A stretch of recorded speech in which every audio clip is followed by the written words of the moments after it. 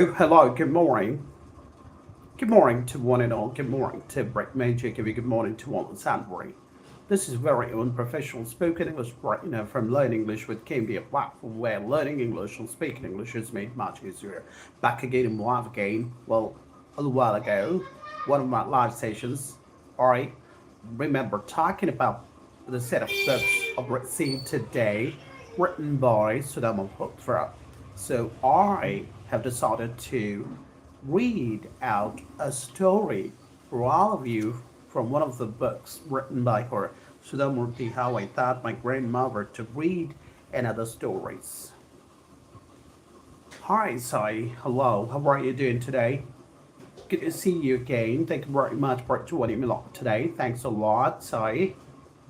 So the first lesson, as far as this book is concerned, Sudamurti, of how I taught my grandmother to read and write. So the first story is how I taught my grandmother to read. The story begins like this. When I was a girl of about 12, I used to stay in a village in North Karnataka with my grandparents. Those days, the transport system was not very good, so we used to get the morning paper only in the afternoon. The weekly magazine used to come one day late. All of us would wait eagerly for the bus, which used to come with the papers, weekly magazines, and the post. At the time, Triveni was a very popular writer in Kannada language. She was a wonderful writer. Her style was easy to read and very convincing. Her stories usually dealt with complex psychological problems in the lives of ordinary people and were always very interesting. Unfortunately for Kannada literature, she died very young. Even now, after 40 years, people continue to appreciate her novels. One of her novels, called Kashi Yatra, was appearing as a serial in the Kannada weekly Karmavira then. It is the story of an old lady and her ardent desire to go to Kashi or Varanasi.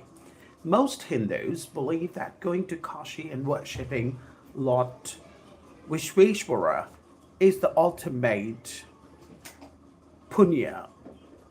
This old lady also believed in this, and her struggle to get there was described in that novel.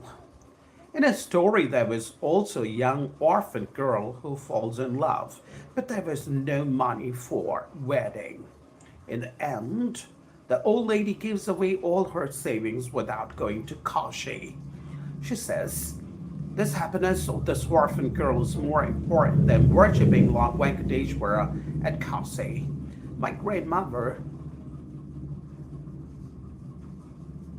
Krishtaka, never went to school, so she could not read.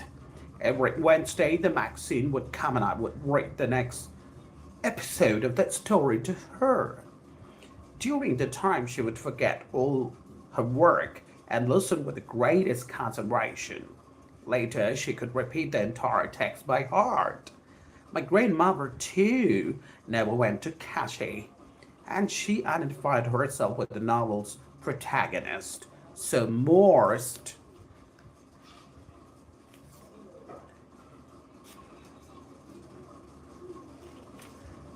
so more than anybody else, she was the one most interested in knowing what happened next in the story and used to insist that I read the serial out to her. After hearing what happened next in Kashi Yatra, she would join her friends at the temple courtyard, where she where we children would also gather to play hide and seek. She would discuss the latest episode with her friends. At the time, I never understood why there was so much debate about the story. Once I went for a wedding with my cousins to the neighboring village. In those days, a wedding was a great event. We children enjoyed ourselves thoroughly. We would eat and play endlessly, savoring the freedom because all the elders were busy. I went for a couple of days, but ended up staying there for a week. When I came back to my village, I saw my grandmother in tears. I was surprised, for I had never seen her cry even in the most difficult situations. What had happened? I was worried. Allah, is everything all right? Are you okay? I used to call her Allah, which means mother in the Kannada spoken in northern Karnataka. She nodded but did not reply. I did not understand and forgot about it. In the night, after dinner, we were sleeping in the open terrace of the house. It was a summer night, and there was a full moon. Allah came and sat next to me. Her affectionate hands touched my forehead. I realized she wanted to speak. I asked her, "What's the matter?" When I was a young girl, I lost my mother. There was nobody to look after and guide me. My father was a busy man and got married again. In those days, people did not consider education essential for girls, so I never went to school. I got married very young and I had children. I became very busy. Later, I had grandchildren and always felt so much happy in cooking and feeding all of you. At times, I used to regret not going to school, so I made sure that my children and grandchildren studied well. I could not understand why my 60-year-old grandmother was telling me a 12-year-old story of her life in the middle of the night. But I knew I loved her immensely, and there had to be some reason why she was talking to me. I looked at her face. It was unhappy, and her eyes were filled with tears. She was a good looking lady who was usually always smiling. Even today, I cannot forget the worried expression on her face. I leaned forward and held her hand. Allah, don't cry. What's the matter? Can I help you in any way? Yes, I need your help. When you were away, Karmavira came as usual. I opened the magazine. I saw the pictures that accompanies the story of Kashiyatra, and I could not understand anything that was written. Many times I rubbed my hands over the pages, wishing they could understand what was written. But I knew it was not possible.